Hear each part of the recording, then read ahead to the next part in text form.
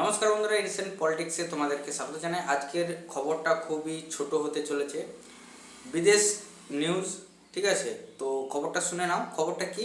খবরটা হচ্ছে ইরান ইসরায়েলের যুদ্ধে আমেরিকাও ঝাঁপিয়েছে, তোমরা জানো। এবং একদম বিস্তারভাবে তোমাদেরকে বলে দিচ্ছি, ঠিক আছে? আসলে কেসটা কী হয়েছিল, ঝামেলা তো হচ্ছিল ওদের মধ্যে। পাকিস্তান এসে বলছিল যে তোমরা তিনজনে আমাদের দেশে একই টেবিলে বসে ঝামেলাটা শর্ট আউট করে নাও। সবাই গেছে, যে সেখানে আমেরিকা বলেছে ইরানকে যে তোমরা নিউক্লিয়ার বোম বানাতে পারবে না, ঠিক আছে, সেই টেবিলে মানে মিটিংয়ে। এবং ইরান বলছে না, আমরা এটা মেনে নিতে পারছি না, ঠিক আছে। তো সেখানে মিটিংয়ে কোনো রকমের ডিল সাইন না হয়ে, কোনো রকমের কথাবার্তা না হয়ে যে যার বাড়ি চলে গেছে, মানে কোনো রকমের সেটা শর্ট আউট হয়নি, ঠিক আছে। আজকে আমরা খবর শুনতে পাচ্ছি যে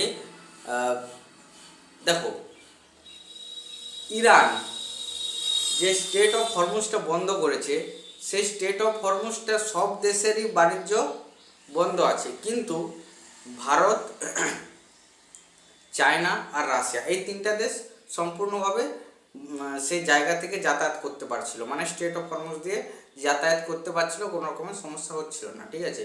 কারণ আমরা তাদের মিত্র রাষ্ট্র এবং আমরা এত বড় দেশ, আমাদেরকে এফেক্ট করবে অতটা মানে হয়নি ওদের, ঠিক আছে।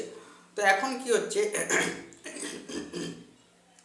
আমেরিকা বলছে যে ঠিক আছে, সবাই যখন করেছে, সবাই যখন অসুবিধা ভোগ করছে, এই তিনটা দেশ অসুবিধা ভোগ করছে না, তখন কি আমেরিকা পরে স্টেট অফ হরমুজকে বন্ধ করে দিচ্ছে, মানে আমেরিকান নেভিকে পাঠিয়ে দিয়েছে স্টেট অফ হরমুজকে বন্ধ করার জন্য, বুঝা গেল?